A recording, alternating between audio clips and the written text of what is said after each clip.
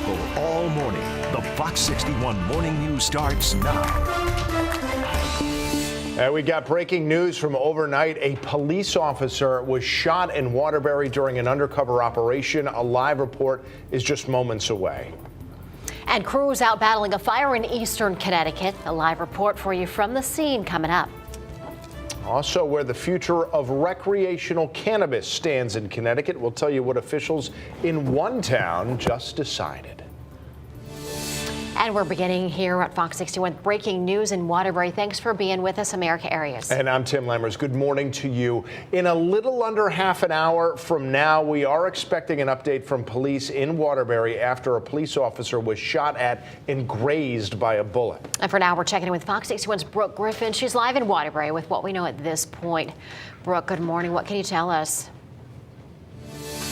Well, good morning to you both. So far, Waterbury police tell us that they are still looking for that suspect this morning, and this is very much still a very active investigation at this point. Now, here is what we know right now. WPD says that some of their officers are assigned to the Connecticut State Police Violent Crimes Task Force. Those officers were conducting an undercover surveillance operation just after 10 o'clock last night when a person or persons began shooting at one of their cars. One of the officers was grazed by a bullet and he was taken to the hospital with minor injuries, but he is expected to recover. They say that the car quickly fled from the area and they have not given us a description of that car or any possible suspects.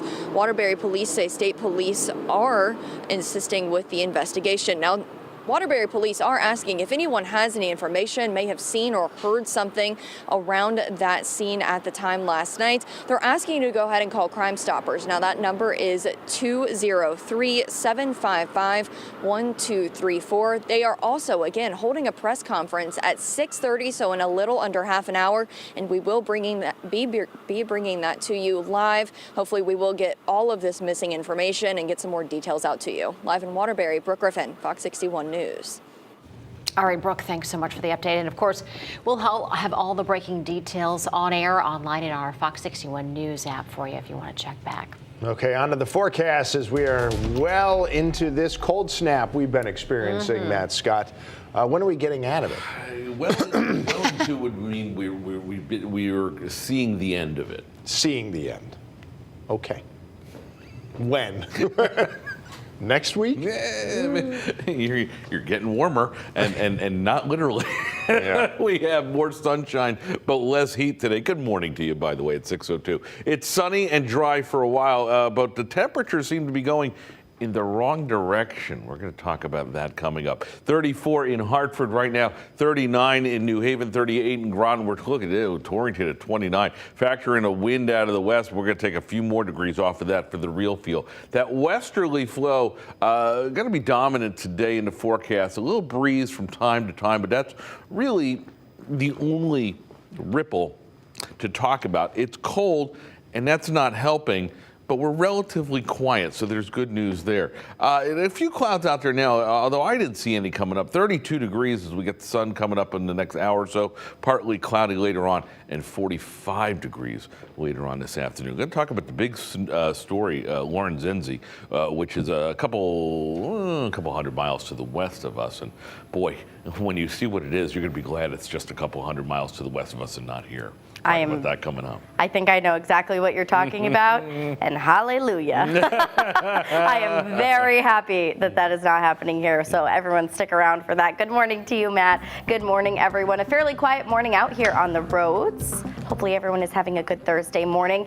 In the Hartford area, 91, Route 2, and I-84 all looking good. We did have some delays over on Route 2 in Glastonbury earlier this morning due to construction, but that has all since cleared and traffic is moving freely in and out of the capital city. Taking a live look on I-91 north and southbound, things are looking good now that construction is gone for the morning. Construction is also wrapped up over on I-84 coming in and out of the Mixmaster in Waterbury.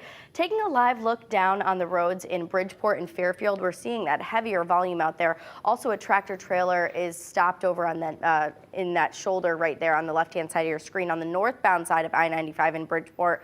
Traffic is moving. It's just moving a little slow for 6 a.m. So we'll continue to monitor this. No incidents or crashes to report throughout the state. We'll check in again coming up at 6:30. For now, Tim and Erica, good morning to you. And good morning to you. Let's get you out to breaking news in Moosip this morning. Fire crews on the scene of a fire at a townhome on Gorman Street. Now, we do have some pictures from the scene courtesy of the Moosip Fire Department, and we have a crew headed there. Lindsay Kane is on her way. We'll bring you updates once she gets there and gets them back into the newsroom. 6:05 now happening today. A man accused of vandalizing the Tolland Democrats' pride sign back in September is due in court today. David Paquette of Manchester was charged with criminal mischief and released on bond back in September. Connecticut state troopers say that they were able to identify Paquette based on video evidence provided by a witness. An Enfield father is facing charges almost a full year after his baby died from fentanyl poisoning. Police said 30-year-old Lennon Rodriguez turned himself in yesterday. He's now been charged with criminally negligent homicide and risk of injury to a minor. His 1-year-old son died last November. The medical examiner said his cause of death was acute fentanyl intoxication. Rodriguez is currently free on $50,000 bond and is due in court later this month. Well, firefighters spending 12 hours putting out a massive fire at a scrapyard in Montville yesterday. We brought this to you as breaking news all morning long. About 20 fire departments, including several from Rhode Island, were on scene because of a limited supply of water in the area. They just didn't have any hydrants. It was just too remote. Well, the fire grew to about 60 feet high, and this is the second time in 2 years that a fire has broken out at this location. Thankfully, no firefighters were hurt. As our state gets ready for retail sales of recreational cannabis, cities and towns are still deciding for themselves whether to allow it. One of them is Waterford. That town's Planning and Zoning Commission voted to ban the sale and production of recreational marijuana in town. For towns that do decide to allow it, the state said sales could start in the next couple months. You know, there's a lot of work that needs to be done to make sure that we are safely setting up a well-regulated industry. We have worked hard to make licenses available and go through the application processes and all sorts of tasks that need to be completed. As for some other places, Ledyard and Waterbury both voted for it. Keep in mind, there's no deadline for towns and cities to decide, and they can change their mind should the residents decide to bring it up for a vote again. Yale Law School is leaving the U.S. News and World Report rankings, saying that they don't agree with the ranking process. And Harvard Law, well, they're joining them.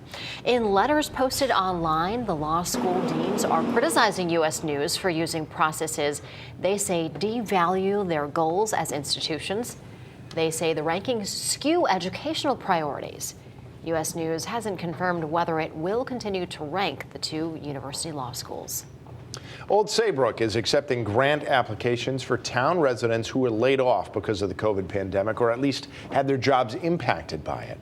Applicants could get up to $1,500 for food, housing, utilities, childcare, and transportation. You can pick up a grant application at Old Saybrook Town Hall or at the Old Saybrook Youth and Family Services office. Grants will be awarded on a first-come, first-served basis, so please keep that in mind. The deadline to apply is December 9th, but it sounds like you might not want to wait that long.